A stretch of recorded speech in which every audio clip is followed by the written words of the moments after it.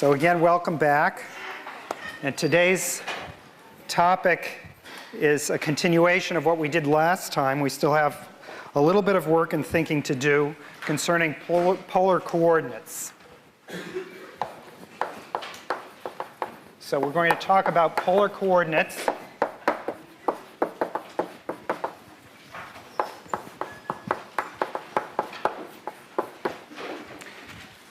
And my first job today is to talk a little bit about area.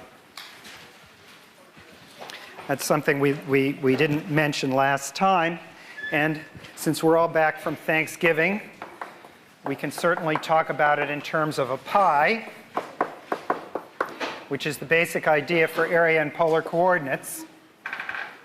Here's our pi, and here's a slice of the pi. The slice has a piece of arc length on it, which I'm going to call delta theta. And the area of that shaded in slice, I'm going to call delta A. And let's suppose that the radius is A, little a. So this is a pi of radius A. That's our picture. Now it's pretty easy to figure out what the area of that slice of pi is. The total area is, of course, pi a squared. We know that. And to get this fraction, delta A, all we have to do is take the percentage of the arc of the total circumference. That's delta theta divided by 2 pi. This is the fraction of area, fraction of the total circumference, the total length around the rim. And then we multiply that by pi a squared, and that's giving us the total area. And if you work that out, that's delta A is equal to the pi's cancel, and we have a half a squared delta theta. All right, so here's the basic formula. And now what we need to do is to talk about a variable pi here. That would be a pi with a kind of a wavy crust, right, which is coming around like this. So r is equal to r of theta. The distance from the center is varying with the place where we are, the angle where we're shooting out. And now I want to subdivide that into little chunks here.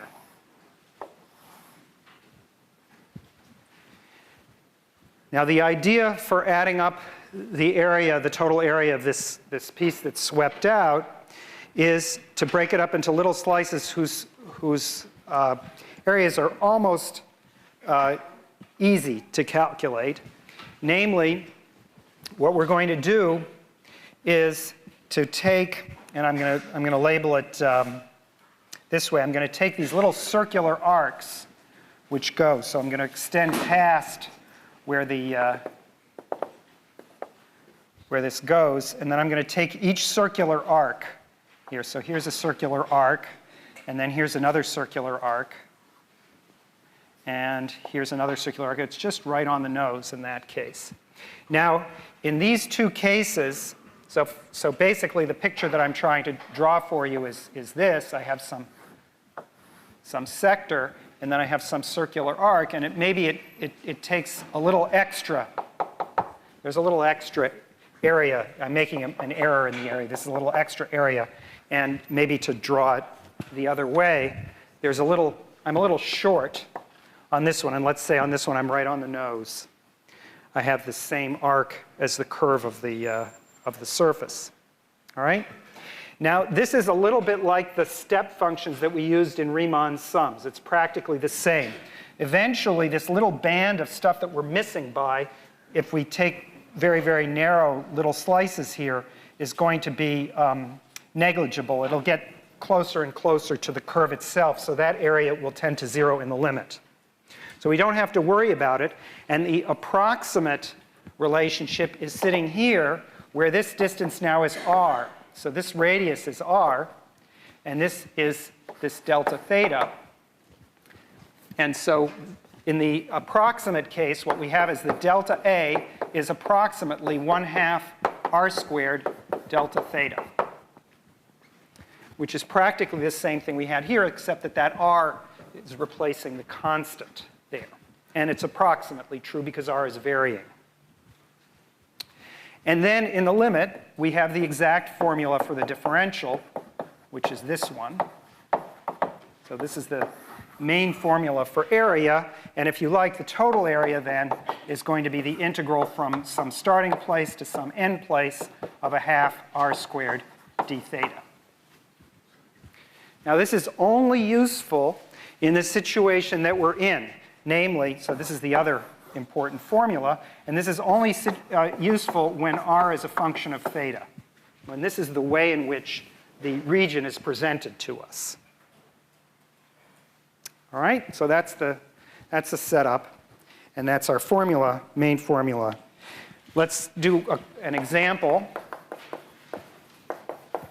The example that I'm going to take is the one that we did at the end of last time, or near the end of last time, which was this formula here, r is equal to 2a cosine theta.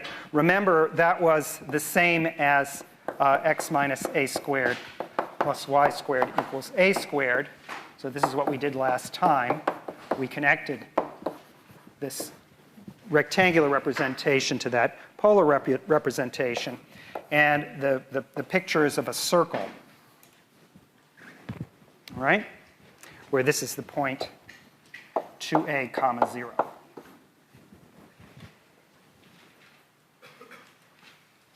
All right, so let's figure out what the area is.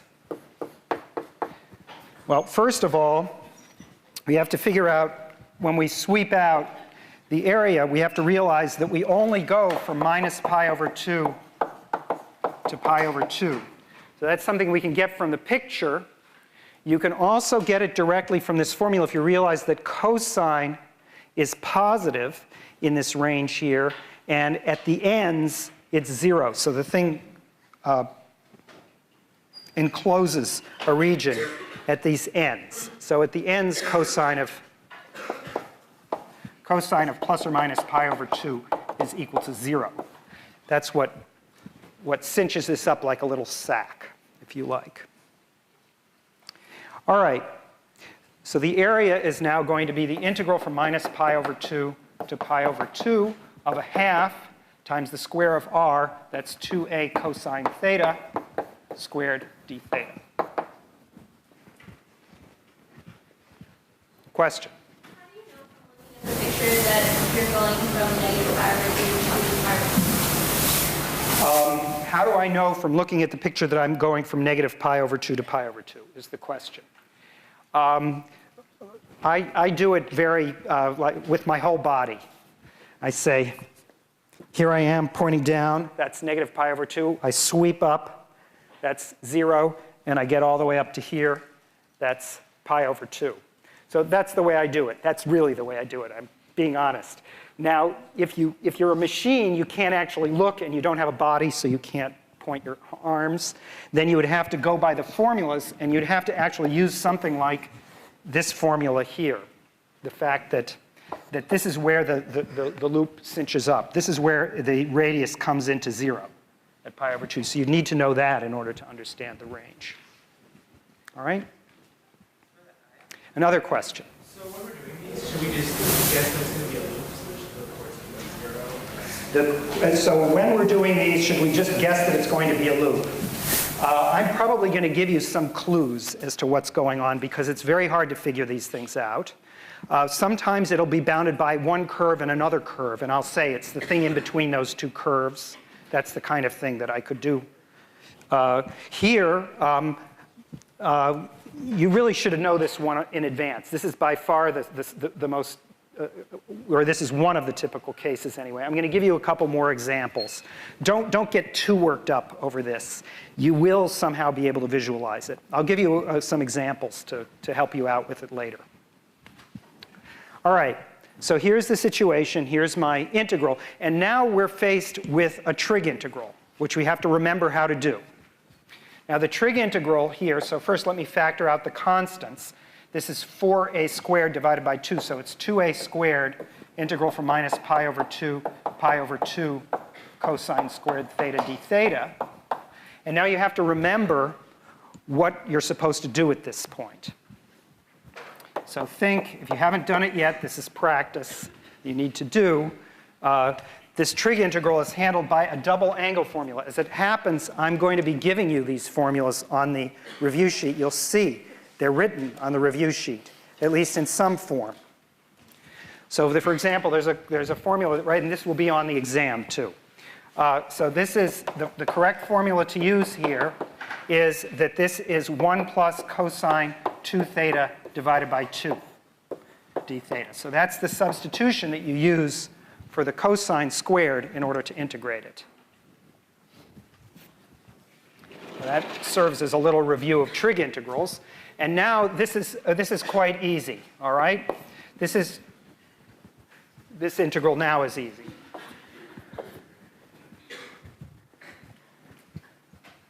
Why is it easy? Well, because it's the antiderivative of a constant, and cosine 2 theta, its antiderivative you're supposed to be able to write down. So the antiderivative of 1 is theta, and the antiderivative of the cosine is half the sine when it's 2 theta. All right? And that is a squared times pi over 2 minus pi over 2. And the signs go away because they're both 0. So all told, we get pi a squared, which is certainly what we would like it to be. It's the area of the circle. Another question. When you use the limits of integration, you pivoted your arm around 1, 0, 0. Is that necessary? I mean, I see that leads to an easy way to do it every time, but I don't quite understand why the question, so I'm not sure which question you're asking. I pivoted my arm around 0, 0. This point, this is the point we're talking about, 0, 0, is a key point. It's where I guess you could say I stuck my elbow there. Okay? Now, the reason is that it's the place where r equals 0. So it's more or less the center of the universe from the point of view of this problem. So it's the reference point, and if you like, when you're doing this, it's a little bit like a radar screen. Everything is centered at the origin, and you're taking rays coming out from it and seeing where they're going to go. All right, so for example, this is the theta equals 0 ray. This is the theta equals pi over 4 ray. This is the theta equals pi over 2 ray. And indeed, if my elbow is right at this center here, I'm pointing in those various directions. All right? So that's what I had in mind when I did that. Okay. You can always get these formulas, by the way, from the original business, x equals r cosine theta, y equals r sine theta. But it's useful to have the geometric picture as well. In other words, if you were a machine, you'd have to rely on these formulas and plot things using these always.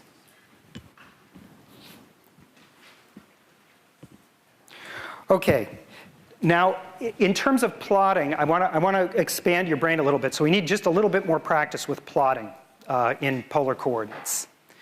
And so the first question that I want to ask you is, what happens outside of this range of theta? In other words, what happens if theta is beyond pi over 2? Can somebody see what's happening to the formulas in that case? So what I'm looking at now, let's go back to it. What I'm looking at is this formula here, all right? But to use the elbow analogy here, I'm swept around like this, but now I'm going to point this way. I'm going to point out over there. My hand is up here in the northwest direction, all right? So what's going to happen? Somebody want to tell me? Goes up. It goes around itself. That's right. What happens is that when r crosses this vertical, r is 0. When it crosses over here, it goes negative. So although my theta is pointing me this way, the thing is going to go backwards. And there's another clue which is very important. How far backwards is it going? Well, you don't actually need to know anything but this equation here to understand that it has to be on the same circle. So when I'm pointing this way, the thing points backwards to this point over there. So what happens is it goes around once, and then when I point out this way, it sweeps around a second time.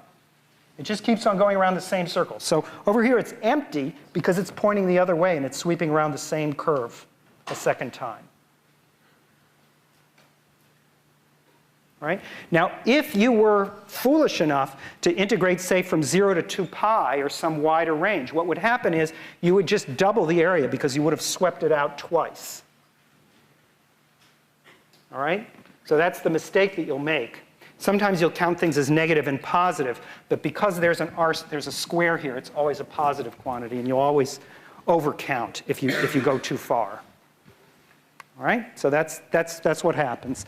Again, it sweeps out the same region. That's because these two equations really are equivalent to each other. It's just that this one sweeps it out twice, and this one doesn't say how it's sweeping it out. Yeah, another question. Doesn't this equation also work if you just go from 0 to pi? Does the integration work if you just go from 0 to pi? The answer is yes. That's a very weird object, though. Let me just show you what that is. If you started from 0 to 2 pi, so I'll illustrate it on here. The first thing that you swept out between 0 and pi over 2 is this part here. That was swept out. And then, when you're going around this next quadrant here, you're actually sweeping out this underside here. So actually, you're getting it because you're getting half of it on one half and you're getting the other half on the other quadrant. So it's actually giving you the right answer. Okay? So that turns out to be okay. It's a little weird way to chop up a circle, but it's legal. Okay? But of course, that's an accident of this particular figure. You can't count on that happening. It's much better to line it up exactly with what the figure does. All right? So don't do that too often. You might run into troubles. All right. So I'm going to give you a couple more examples of practice with these pictures. And maybe, let's see, I'm going to get rid of this one up here. So here's another favorite.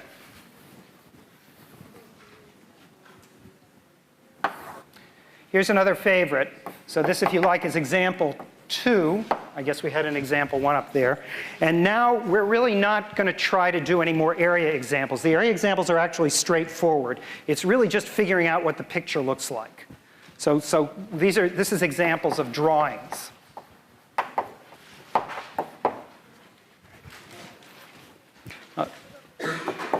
So this one is one that's kind of fun to do. This is r sine 2 theta. Something like this is on your homework. And so what happens here is the following. What happens here is that at at theta equals 0, that's the first place. This is, so let's just plot a few places here. I'm not going to plot very many. Theta is equal to 0, I get r is 1. Oh, whoops, I get r is 0. Sorry. And then pi over 4, that's where I get sine pi over 2. I get 1 here for this. And then again, at pi over 2, I get sine pi, which is back at 0 again. So and the other thing to say is in between here, it's positive in between. So what it does is it starts out at 0 and it goes out to the radius 1 over here, and then it comes back. All right, so it does something like this. It goes out and it comes back. Now, because of the symmetries of the sine function, this is pretty much all you need to know. It does something similar in all of the quadrants. But in order to see what it's doing, it's useful for you to watch me draw it, because the order is very important for understanding what it's doing. It's similar to this weird business with the circle here. So watch me draw this guy. I'll draw it in red, because it usually has a name. So here it is. it does this thing, and then it does this, and then it does this, and then it does that. All right? So it's called a four-leaf rose. I drew it in pink because it's kind of a rose here. All right? So it started out over here. This is step 1. And this is the range 0 less than theta is less than pi over 4. All right? It did this part here. And then it went 2 here. So I should draw these in white because they're harder to read in red. But now look at what it did. It did not make a right angle turn. It was nice and smooth. It went around here and then it went down here. This is 3. Back here, that's 4. And then over here, that's 5. Back up here, that's 6. And then around here, that's 7. And down here, that's 8. And then back where it started and goes around again. All right? And this is because actually it's switching sign when it crosses the origin. When it was over in this quadrant, the first time it actually was tracing what's directly behind it. All right, so this is kind of amusing. From this little tiny formula, you get this pretty diagram here. Anyway, that's, as I say, an old favorite. And here, you know, if you want to do the area of one leaf, you've got to make sure you understand that it's a small piece of the whole.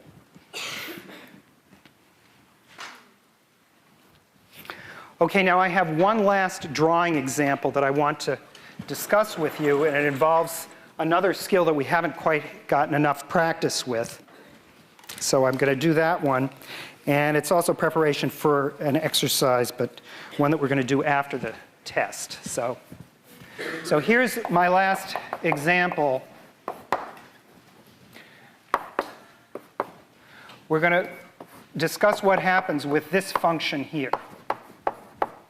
Sorry, that's not legible, is it? That's a cosine. R is equal to 1 over 1 plus 2 cosine theta.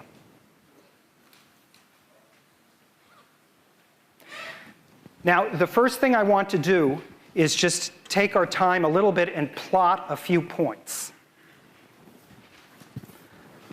So here's the values of theta, and here are the values of r, and we'll see what happens, and we'll try to figure out what it's doing. When theta is equal to 0, cosine is 1, so r is a third.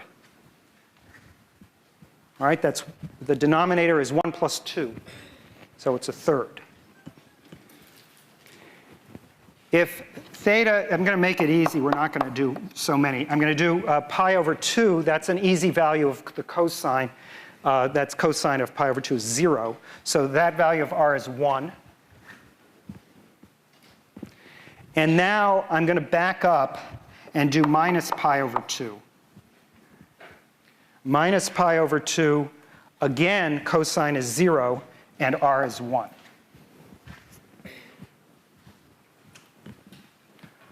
So now I'd like to just plot those points anyway and see what's going on with this expression here. The first one is a rectangular. I'm going to write the rectangular coordinates here, not the polar coordinates. The rectangular coordinates here is, it's a third out at the horizontal, so it's a 1/3 0. All right, the polar coordinates is 0, 1/3 is 1/3 0, but the rectangular coordinate is also that. And over here, at pi over 2, the distance is 1, so this is the point 0, 1 in xy coordinates. And then down here at negative pi over 2, it's 0, minus 1. Now, let me just emphasize, you should be able to think of this visually if you can crank your arm around and think it, or if you're right-handed, you'll have to bend that way. No. Anyway, or you'll have to use, but this also works using this formulas x equals r cosine theta, y equals r sine theta. Notice that in this case r was 1, but the cosine was 0. So you plug in theta equals minus pi over 2, and r equals 1. And lo and behold, you get 0 here, and here you get minus 1, and here you get 1. So this is minus 1. All right, so this is an example. I did it purely visually or sort of organically, but you can also do it by plugging in the numbers. All right, now in between, the denominator is positive, and it's something in between. It's going to sweep around something like this. All right, that's what happens in between as theta increases from minus pi over 2 to pi over 2. And now something interesting happens with this particular function, which is that we notice that the denominator is 0 at a certain place. Namely, if I solve 2 cosine theta is equal to -1, then the denominator is going to be 0 there. That's cosine theta is equal to -1/2.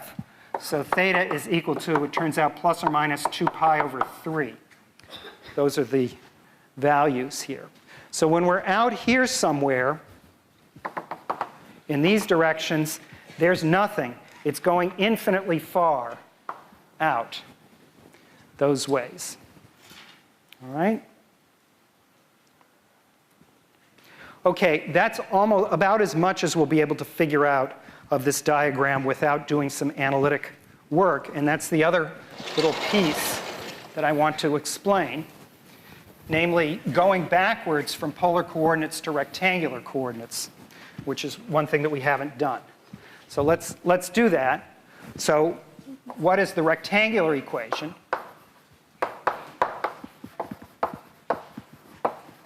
That means the xy equation for this r equals 1 over 1 plus 2 cosine theta. And let's see what it is. Well, first I'm going to clear the denominator here. This is r plus 2r cosine theta equals 1. And now I'm going to rewrite it as r equals 1 minus 2r cosine theta. And the reason for that is that in a minute I'll explain to you why. This is 1 minus 2x. And this guy I'm going to square now. I'm going to make this r squared equals 1 minus 2x squared. And now with an r squared, I can plug in x squared plus y squared.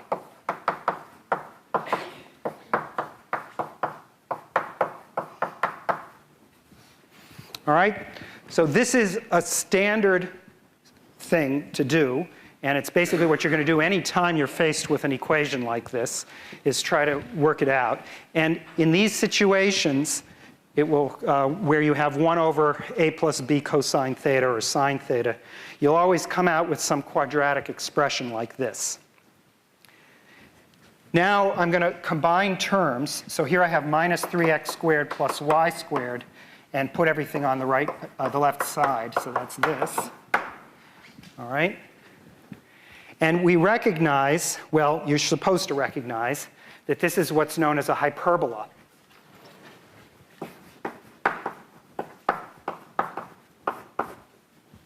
If the signs are the same, it's an ellipse. If the signs are opposite, it's a hyperbola. And in between, if one of the coefficients on the quadratic is 0, it's a parabola. So now we see that the picture that we drew there is actually, turns out it's going to have asymptotes. It's going to be a hyperbola. All right, so now let me ask you the last little mind-bending question that I want to ask, which is what happens, so now I'm using my right arm, I guess, but my elbow's at the origin here. What happens if I pass outside to the range where this denominator is negative? It crossed 0 and it went to negative. It's sweeping out something over here. Is it sweeping out the same curve? Anybody have any idea what it's doing? Yeah. Yeah, exactly. Good answer. It's the other branch of the hyperbola. Okay, so what's actually happening is, in disguise, there's another branch of the hyperbola which is being swept out by the other piece of this thing. Now that is consistent with these algebraic equations. The algebraic equation that I got here doesn't say which branch of the hyperbola I've got. It's actually got 2 branches. And the curve really was, in disguise, capturing both of them. I want to make the connection now with the basic formula for area here, because this is a really beautiful connection. And I want to make that connection in connection also with this example. The hyperbolas, as you probably know, are the trajectories of comets. And ellipses, which is what you would get if you put a half here instead of a 2, would be the trajectories of planets or asteroids. But there's actually something much more important physically that goes on that's special about this particular representation of the hyperbola and what happens when you get the ellipses as well, which is that in this case, r equals 0 is the focus of the hyperbola. And what that means is that it's actually the place where the sun is.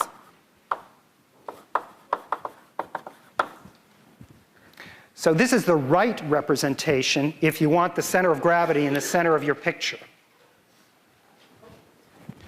And pretty much any other, I mean, you can't tell that at all from the algebraic equations here.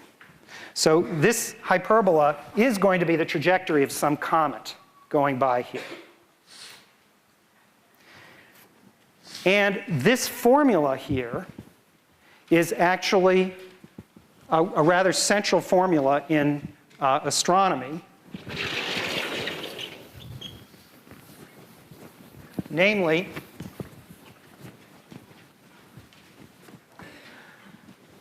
there's something called Kepler's law, which says that the rate of change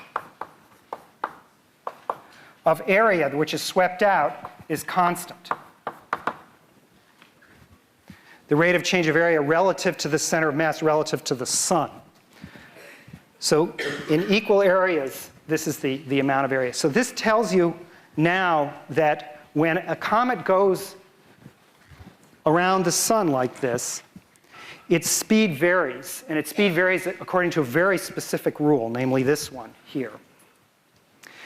And this rule was observed by Kepler, but if you have this connection here, we also have something else. We also know that dA dt is equal to a half r squared d theta dt.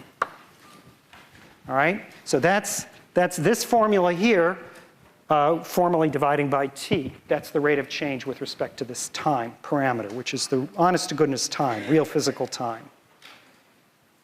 And that means this quantity here is constant. And this is one of the key insights that physicists had long after Kepler made his physical observations. They realized that he had managed to get the best physics experiment at all because it's a frictionless setup, right? Outer space, there's no air, nothing is going on. This is what's known nowadays as conservation of angular momentum.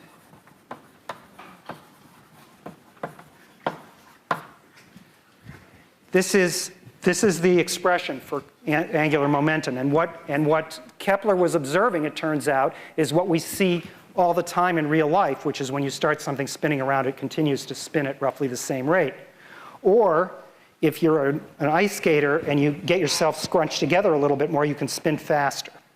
And there's an exact quantitative rule that does that, and it's exactly this polar formula here. All right, so that's a neat thing, and we will do a little exercise on this rate of change after the exam. Okay, so that's it for generalities and a little pep talk on what's coming up to you when you learn a little more physics. Right now, we need to talk about the exam. Okay. So first of all,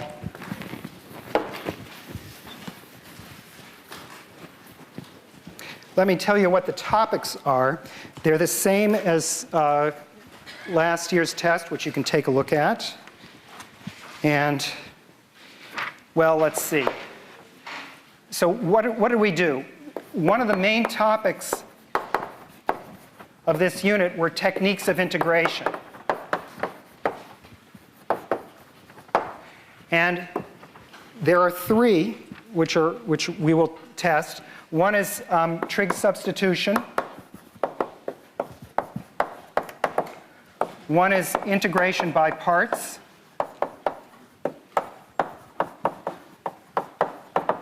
And one is partial fractions.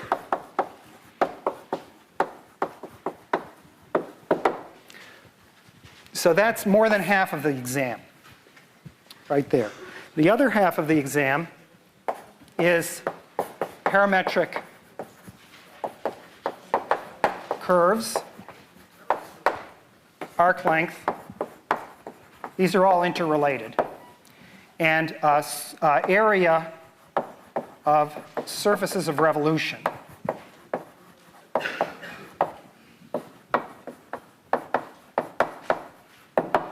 Those are the only kind that we can handle, just as we did with volume of surfaces of revolution.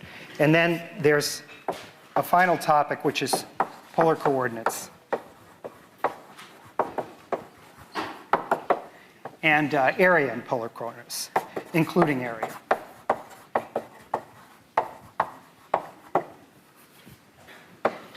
All right, that's it. That's what's on the test. There are 6 problems. They're very similar. Well, they're not actually that similar, but they're somewhat similar to last year's.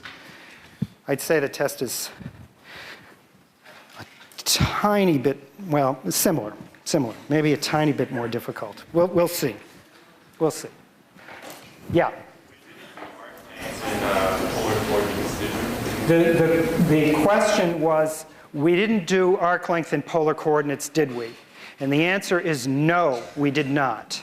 We did not do arc length in polar coordinates. When I give you an exercise, I'm going to ask you about, if you know the speed of a comet here, what's the speed of the comet there? And we'll have to know about arc length for that. But we're not doing it on this exam.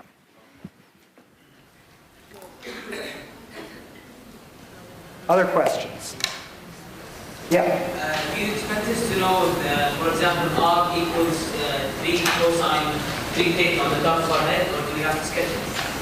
The question is, will I expect you to know r equals, so let's see if I can formulate this question. It's related to this 4-leaf rose here. So the question is, suppose I gave you something that looked like this. Would I expect you to be able to know what it is? I think the answer, the fair answer to give you is, if it's this complicated, I only have 2 possibilities. I can give you a long time to sketch this out and think about what it does, or I can tell you that it happens to be a 3-leaf rose. And then you have some clue as to what it's doing. Okay? It doesn't have 6 because of some weird thing having to do with repetitions. But the odds and the evens work differently. So in fact, so I would have to tell you what the picture looks like if it's going to be this complicated. All right? Similarly, so this is an important point to make.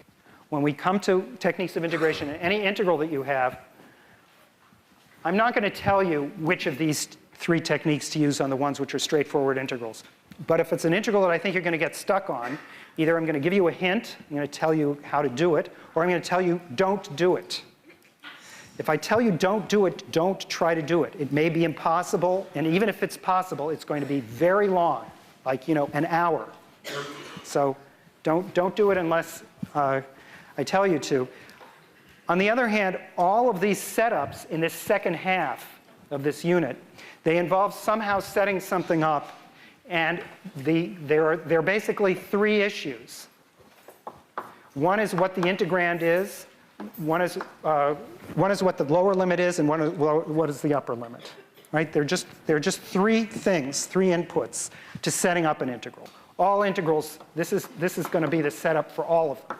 And then the second step is evaluating, which really is what we did in the first half here. And unfortunately, we don't have infinitely many techniques, and indeed there's some integrals that can't be evaluated and some that are too long. So we'll just try to avoid those. I'm not trying to give you ones which are hopelessly long. All right.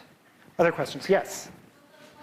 Distribution on this exam be the same as the exam last year, because about 70% was techniques of integration on the last exam, and about 30 on the points 2 and 3. Will it be similar on this exam? The question is, will the percentages be the same? And the answer is no. I'll tell you exactly. This is 55 points, unless I change the point values. This is 55, and this is 45. All right? That's what it came out to be. All right? You are going to want to know about all of the things that I've written down here. You're definitely going to want to know, for example, surfaces of revolution, how to set those up. Yes? There was another question I saw over here. Yes? In partial fraction, when you have something in the denominator that's squared to the third power, you have to break it off into like every power less than that, right? So like if you had, like the example here was like the x plus 2 the quantity squared. One of your partial fractions is going to be x plus 2 and x plus 2. So if you have a partial fraction with something like x plus 2 the quantity squared in it, and maybe an x, and maybe an x plus 1, and is this what we're, is this the type of, so, and you're interested in what happens with this denominator here. So what's going to happen is, you're going to need a coefficient for each degree of this. So altogether, the setup is going to be this, plus 1 for x and 1 for x plus 1. This is the setup. All right? So you need, yeah. Follow the same idea, like let's say it was x plus 2 to the third, you'd also have that. Right. So if I change this to being a 3 here, then I need, right, I guess I'll have to call it e, x plus 2 cubed. I need that.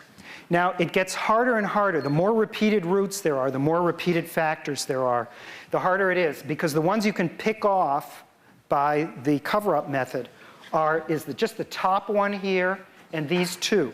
So C, D, and E you can get, but B and A you're going to have to do by either plugging in or some other more elaborate algebra.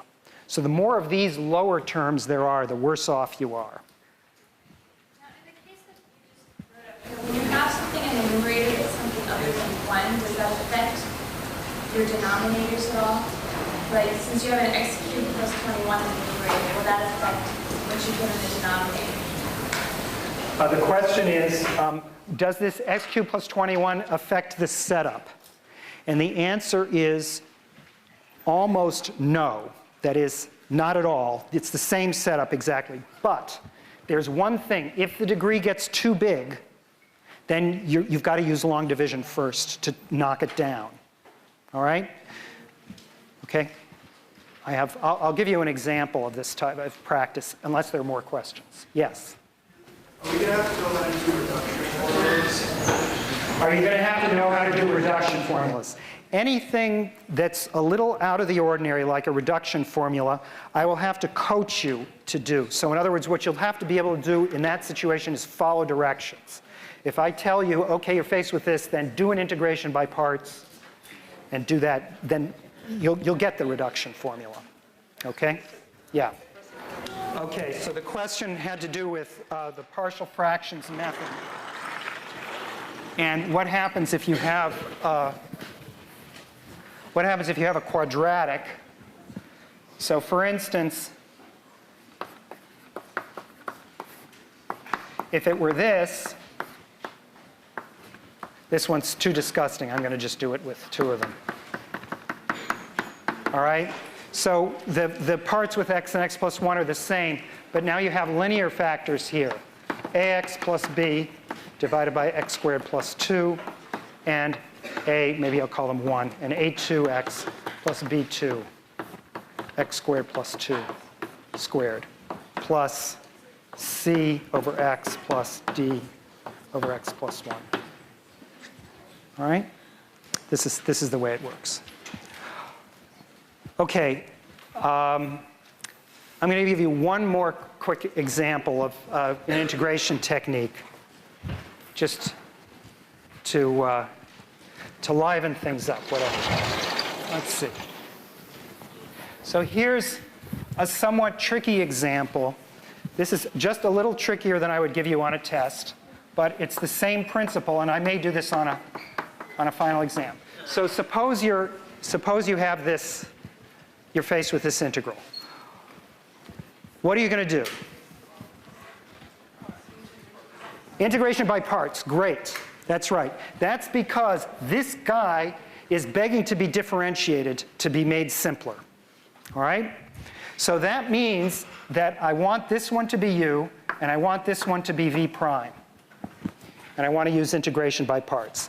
And then u prime is equal to 1 over 1 plus x squared, and v is equal to x squared over 2. All right?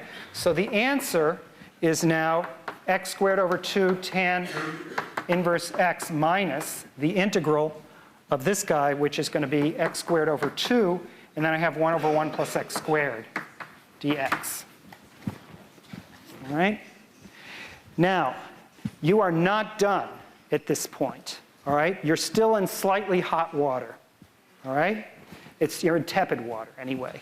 So what is it that you have to do here?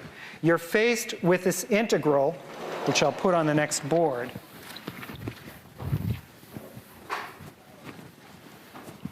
It's a lot simpler than the other one, but it's, as I say, you're not quite out of the woods.